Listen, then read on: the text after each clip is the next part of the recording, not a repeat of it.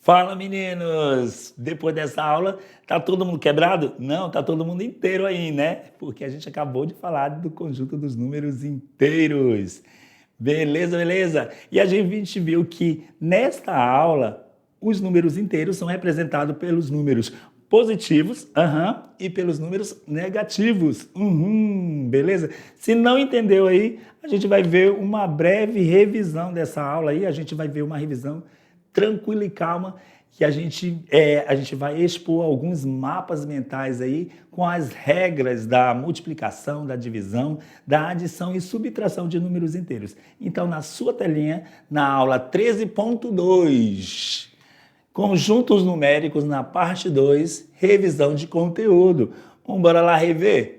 Olha só, a gente viu o conjunto dos números naturais, né, na aula anterior, e viu que esse conjunto é representado pela letra N e são apenas os números positivos. Conjunto dos números inteiros são representados pela letra Z e não tem fim. Nem para a esquerda, nem para a direita, não tem fim. A sua origem é o zero, a gente tem como referência sempre o número zero. Para a direita, os positivos e para a esquerda, os negativos, certo? E não tem fim. Todo número inteiro tem o seu antecessor e o seu sucessor. A teoria dos conjuntos, a gente vê sempre o conjunto nos números naturais como sendo um subconjunto dos números inteiros. Podem observar aqui, olha só, que o natural ele sempre está dentro do conjunto dos números inteiros. Ele sempre é um subconjunto. Beleza? Certinho, certinho. E aí os mapas mentais, como eu falei lá no início. Os mapas mentais, eles servem para você fazer um resumo da aula. Faz um resumo dos tópicos importantes e no conjunto dos números inteiros, a gente viu aqui as regras.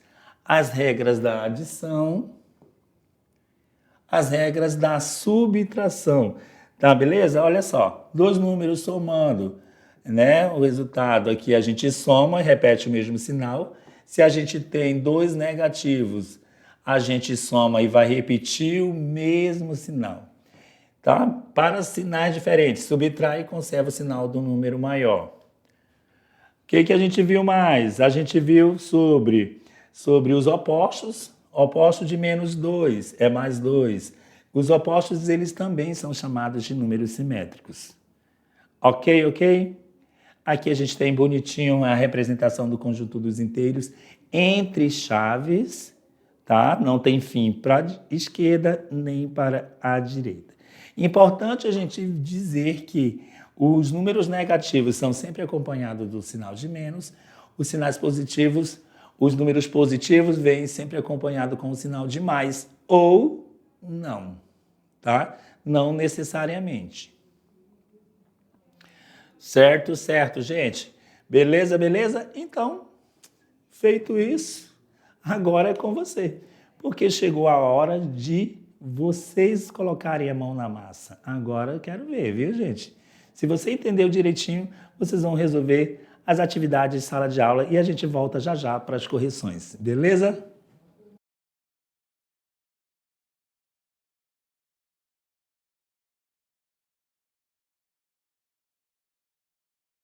E já voltamos aqui para...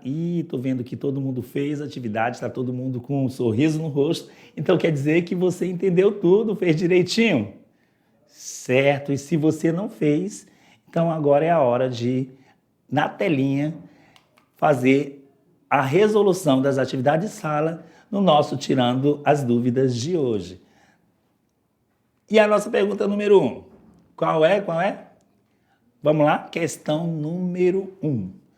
Ao efetuar as operações abaixo, sem o auxílio de calculadora, os resultados são respectivamente. Dica. Ele deu uma dica ainda, ó. Lembre-se das regras de sinais. Então, eu tenho aqui 3 operações. Vamos marcar bonitinho de cores diferentes para vocês visualizarem melhor. Menos 12 mais 25. Então, vamos lembrar de percas e ganhos. Eu devo 12, pago 25. Se eu pago 25, eu vou ficar no lucro. Lucro de quanto, gente? De 13. Então, eu vou ficar mais 13.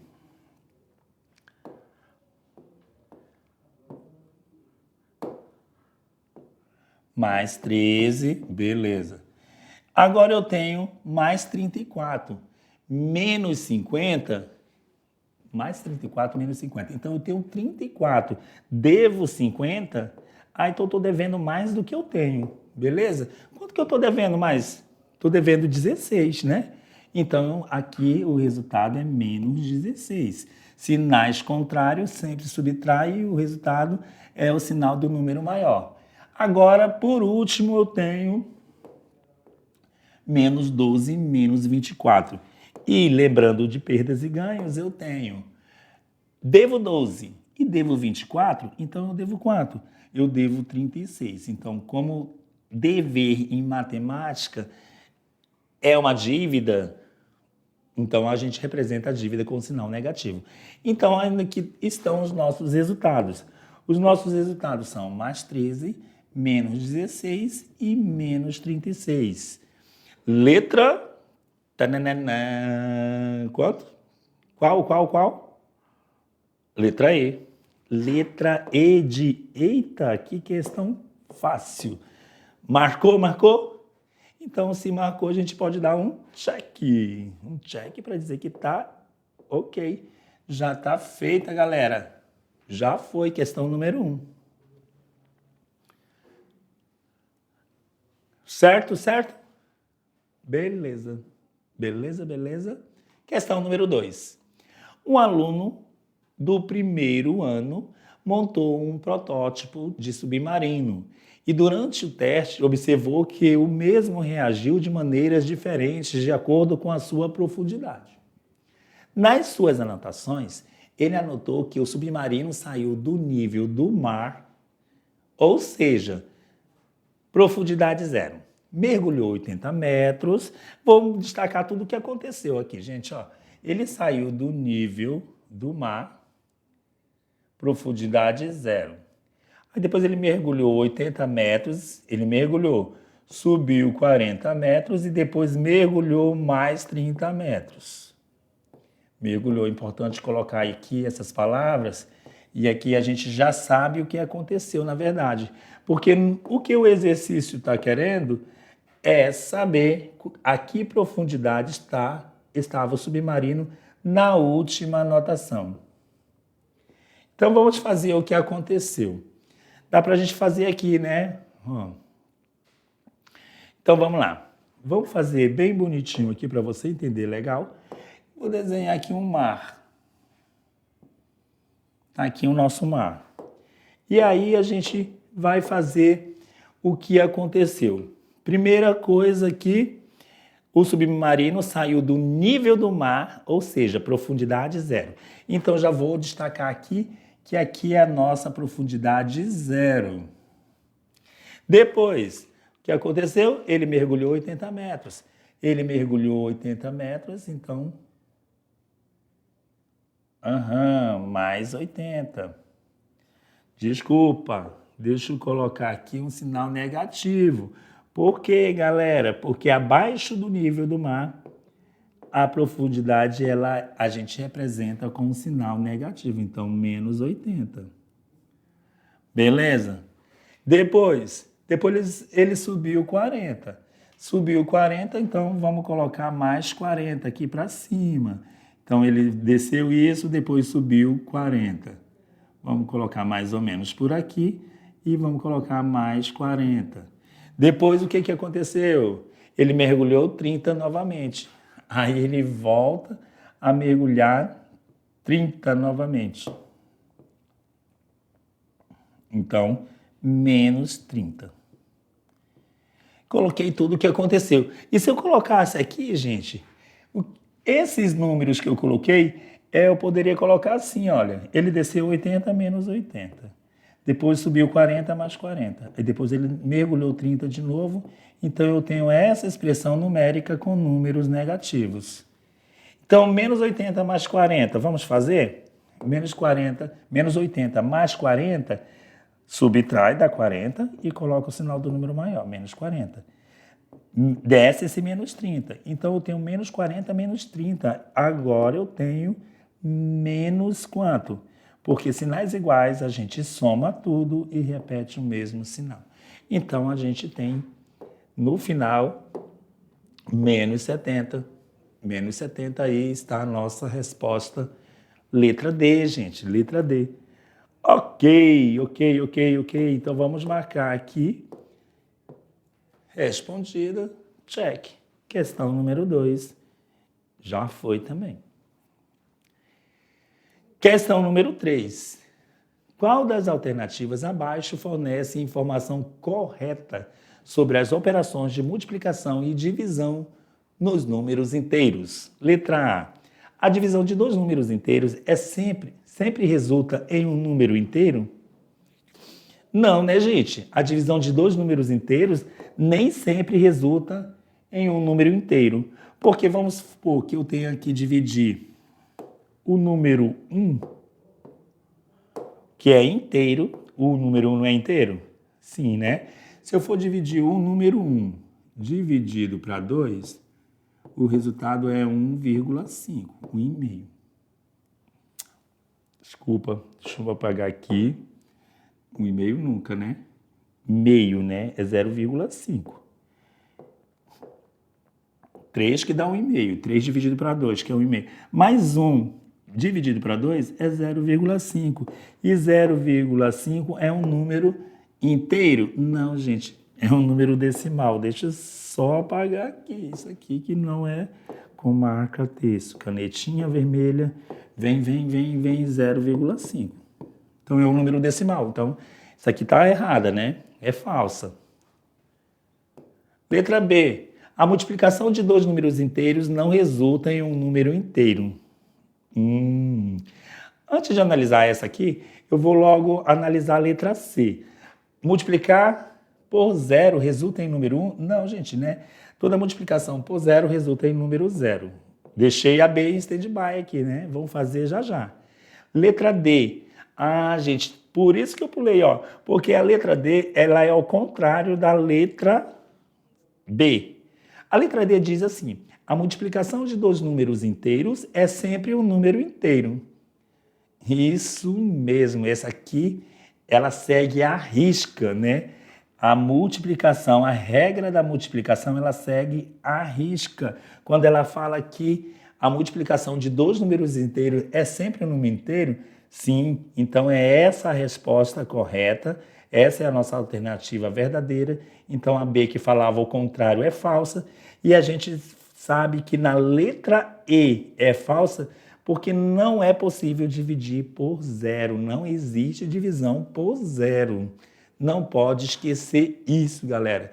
Então, a nossa resposta correta é a letra D. Então, letra D, vamos marcar aqui. Pronto. Marcou, já foi. Então, check. Check na questão 3. Pronto, galera. Então, é hora de decolar. Vamos decolar? Vamos decolar para o futuro, porque chegou a hora daquela questão legal. Então, vem, se liga no Enem. Chegou aquela questão do Enem. E a questão de hoje, de números inteiros, falando de números inteiros, a gente trouxe uma questão bem legal, contextualizada. Questão número 4. Olha só, acompanhe comigo. Um edifício tem a numeração dos andares iniciando no térreo e continuando com o primeiro, o segundo, o terceiro até o último andar. Uma criança entrou no elevador e, tocando no painel, seguiu uma sequência de andares, parando, abrindo e fechando a porta em diversos andares. Que menino danado, né? A partir de onde entrou a criança, o elevador subiu 7 andares. Então, vamos marcar isso aqui. Ele subiu, deixa eu ver onde está. abrindo e fechando a porta, a partir tá, subiu 7 andares, marquei. Em seguida desceu 10, desceu mais 13, subiu 9. Olha só, eu destacando tudo o que aconteceu e parou no 5º andar. Tudo que ele fez eu destaquei, finalizando a sequência. Então ele subiu 7, desceu 10, desceu 13, subiu 9, desceu 4 e parou no 5º andar. Considere que no trajeto seguido pela criança, o elevador parou uma vez no último andar do edifício. De acordo com as informações dadas, o último andar do edifício é. Gente, vamos fazer o que essa criança fez? Então, eu vou destacar aqui bonitinho. Vou colocar aqui que a criança ela sai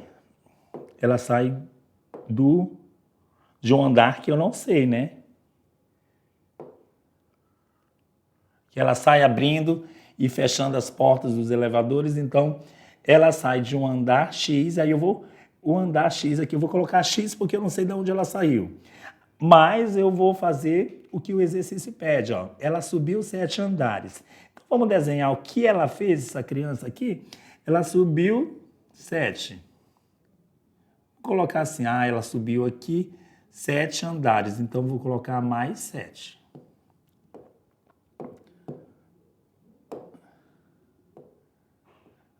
Certo, então ela subiu 7, vou colocar mais 7. Depois ela faz o quê? Depois ela desceu 10 e desceu 13.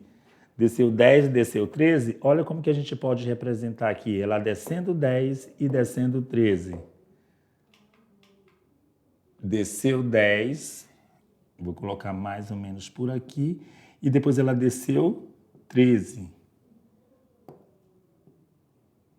Desceu 13. Vamos marcar o que ela fez aqui, gente. Ela desceu 10, mais 10, e depois desceu 13. Se ela desceu, é sinal de menos. Então, menos aqui, menos aqui. Desceu 10, desceu 13. Subiu 7, desceu 10, desceu 13. Depois, subiu 7, desceu 10, desceu 13. Subiu 9 e desceu 4. Subiu 9 e desceu 4. Se ela subiu 9, vamos colocar aqui, subiu 9.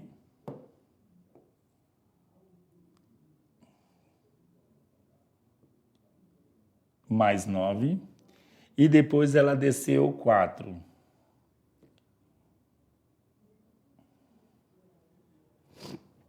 Vamos anotar aqui. Aqui é menos 9 e aqui é... Não, ela desceu 9...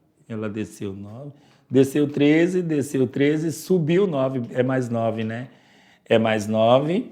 E depois a criança levada desceu 4. Ela desceu 4, então menos 4. E parou em que andar? Então aqui ela parou no 5º andar. Então a gente fez todo o trajeto que a criança fez. Então bora lá.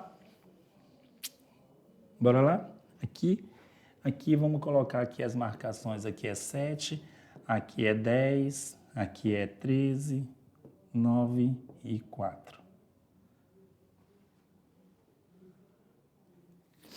Beleza? Ela parou no 5º andar, gente. Se ela parou no 5º andar, aqui é o nosso 5º andar. Se aqui é o 5º andar, agora eu vou fazer o contrário, gente. Olha só.